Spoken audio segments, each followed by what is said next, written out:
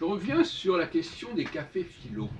Enfin, toutes ces discussions qui sont organisées généralement dans des cafés avec des gens qui participent dans un certain nombre de thèmes. Et je crois que ce qui est important dans un café philo, et je rappelle que je suis l'animateur du café philo McDo, et vous avez une centaine de vidéos sur Internet, sur notre chaîne YouTube, qui en attestent, qui en témoignent. Ce n'est pas le sujet qui est proposé, c'est la personnalité de celui qui le propose.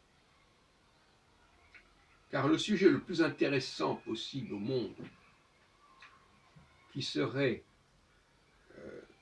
tenu par une personne incapable d'animer un débat, et qui n'aurait pas maîtrisé et réfléchi en profondeur sur le sujet, ou qui ne serait pas capable de faire réfléchir en profondeur sur le sujet, ça n'a aucun intérêt.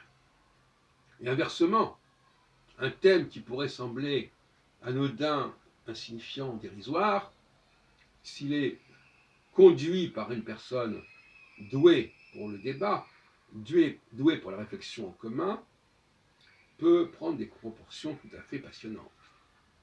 C'est un premier point. Par ailleurs, il y a cette très mauvaise habitude qui est prise dans les cafés philo.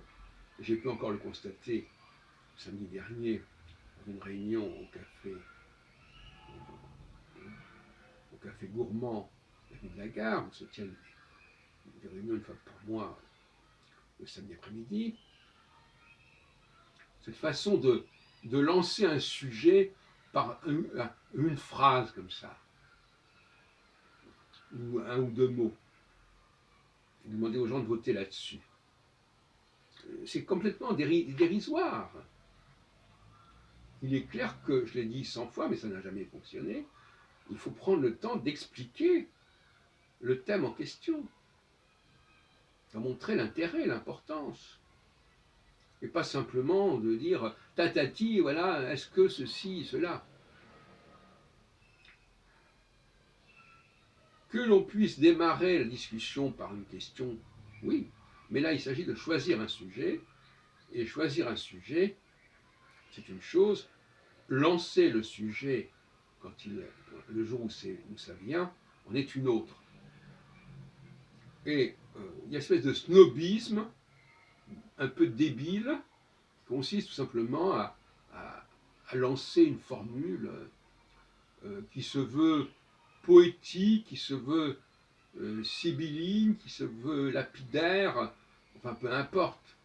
Mais il y a souvent comme ça des pratiques bizarres qui s'instaurent. Une des dernières, ça je change de sujet, que j'ai pu remarquer depuis quelque temps, et que les gens appliquent sans vraiment savoir pourquoi, c'est que désormais, quand on va au cinéma, eh bien, les gens se lèvent au moment où le mot fin apparaît, en français ou en autre langue. Alors que le film peut continuer, en tout cas au niveau d'informations diverses, pendant plusieurs minutes, sans parler de la musique finale, sans parler peut-être parfois de certains éléments qui sont rajoutés, sans parler du casting. Les gens se lèvent, donc ils gênent la vision des spectateurs. La lumière n'est même pas, ne réapparaît pas, même pas. Donc les gens se lèvent dans l'obscurité, ils dérangent les autres. Pourquoi faire? Pour gagner quelques minutes? Qu'est-ce que c'est que cette nouvelle pratique? Non, je dis ça comme ça pour vous montrer qu'il y a des pratiques qui se mettent en place. On ne sait pas trop pourquoi. Et après, les gens continuent indéfiniment de la sorte. Par contre, ce que j'aime bien,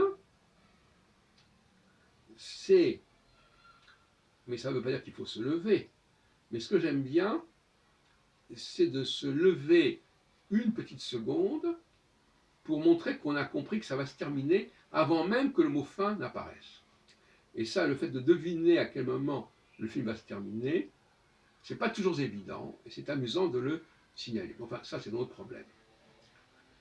Voilà, donc revenons sur les cafés philo. D'abord, je ne pense pas qu'il faille un seul sujet par soirée.